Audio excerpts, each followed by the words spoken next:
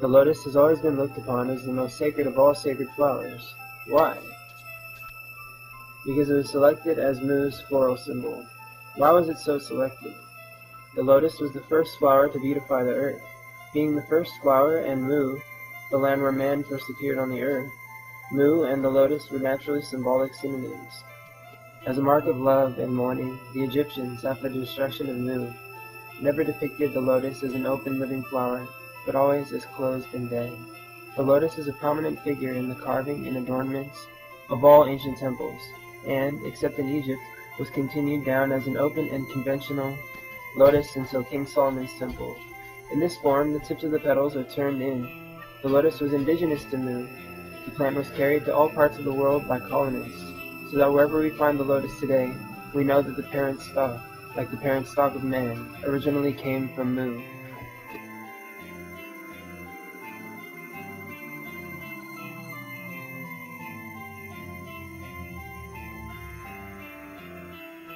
Figure 2 shows the hieratic letter M in Mu's alphabet, which was the alphabetical symbol for Mu as the motherland of man. Figure 3, the second of 4 glyphs for M in Mu's alphabet. This is the symbol for Mu as the mother of man. Figure 4, this is the numeral 3. 3 was the numeral symbol for Mu and very much used. Figure 5, the 2 lotus buds are symbol for the 2 islands adjacent to Mu. Mu and these 2 islands were geologically known as the lands of the West. Figure 6, an open lotus, very much used in decorations and in traceries on temple walls.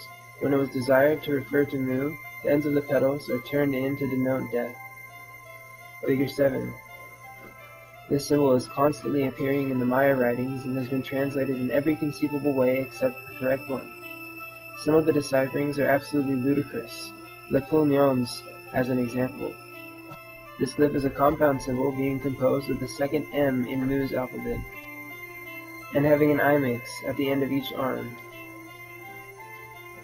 This is the symbol for F, or breast. These breasts are shown and distant from the motherland, therefore physically not actually attached to it. Cortez, as we are told by Bishop Londa, asked the natives what the symbol meant. Their answer was mother. This is correct as far as that goes, but it does not go far enough. This is the alphabetical symbol for Mu, the mother of man. These imax, the breasts of Mu, in many of the ancient writings, refer to the 2 islands. Therefore, a liberal translation would be Mu, the mother of man, because the 2 islands are included, the lands of the West. The imax is drawn as follows in the Toronto MS. Figure 8, the withered and dying lotus, Mu's floral symbol after she was dead. Figure 9, the lands of the West. At that time, she was above water. Figure 10, Mu is submerged. No light shines upon her. She is in the region of darkness. Figure 11, the lands of the West are in darkness. No light shines upon her. Figure 12, the lands of the West. Figure 13, that land of Kui, Maya writing. Figure 14, peaks only remain above the watery abyss, Cortex Cordonesianus. Figure 15, the 10 tribes which are submerged with Mu, Toronto MS. Figure 16, Mu is sacrificed. She lies in the region of darkness, from the Book of the Dead. Figure 17, the light of day has gone from Mu, cliff writing from Nevada. Figure 18, Mu lies beyond the horizon over the great waters, cliff writing in Nevada. Figure 19, the tree and the serpent, cliff writing in Nevada. Figure 20, the tree and the serpent as it appears in the sacred writings. Figure 21, one of the forms of the letter M found in various ancient writings. Figure 22 is the royal escutcheon of Mu.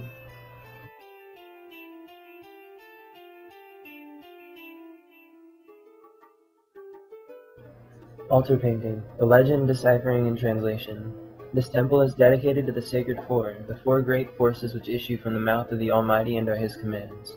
They first of all evolved law and order out of chaos throughout the universe, and then created all things. They have now the charge of the physical welfare of all creation. They order and control the movements of the universe today. This temple is under jurisdiction of the Mother Church of Mu, whose high priest is Ra-Mu, who is the mouthpiece of the Almighty One. This legend is a key to the extreme age of the Mexican tablets. The legend shows that at the first time the temple was built, Mu was above water, because this temple is under the jurisdiction of Mu. Mu was submerged about 10,000 BC, thus showing that this temple was built more than 12,000 years ago. But how much longer, I found nothing else to indicate. Mexican tablet number 684 reads, Mu, the motherland, the lands of the west. Mexican tablet number 1005 reads, God speaks through the mouth of Mu. Mu, the empire of the sun, the lands of the west, has fallen into the abyss. She is in the region of darkness, where the sun never shines upon her. Her crown no longer rules the earth. While there are scores, hundreds even, of writings that tell of the destruction of Mu, I found only 2 tableaux depicting her destruction. The first one I found was Egyptian, and the next was the North American Indian. The legend is, the Creator considered the destruction of the motherland of the man. So, the 4 great creative forces, the executors of his commands, caused the waters to swallow her up. They caused her to be carried away into a watery abyss and to be submerged. This is The Thunderbird and the Whale, a North American Nukta Indian tableau recounting the submergence of Mu. This is 3 vignettes from the Egyptian Book of the Dead depicting the destruction of Mu by falling into a tank of fire, a fiery pit. As she went down, flames arose around and enveloped her. Figure 1, no pillars showing. Figure 2, the eastern pillars showing. Figure 3, all of the 4 pillars are found showing. The Egyptian vignettes show only one phase of the destruction of Mu, how she sank into the fiery depths. The Nukta Indian shows the other phase, her burial by water. Arizona also supplies data on Mu's destruction by symbolic pictures, pecked on her stones by the men of past ages. The American records are hoary with age. This is one of the most extraordinary tablets that I've ever examined. It is a stone with highly glazed colors. The glyphs are like glass and have been cut out of the face of the stone, a fine sandstone, for a depth of about 1/16 of an inch.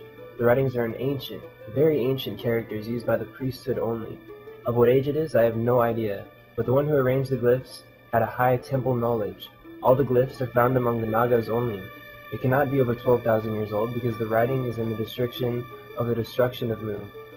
It was brought from an Indian to Mexico City who said he found it in a ruin. We must take the statement for what it's worth. The legend is, Kuiland, the great ruler of the earth, exists no longer. She was shaken up and down by earthquakes in various places. The land rolled like the ocean swells. Finally, the pillars that supported her gave way. She then sunk into the fiery abyss. As the great ruler went down, flames from the fires of the underneath arose and enveloped her. The waters rolled in and over her sunken form. Then was Kuiland, the great ruler, submerged.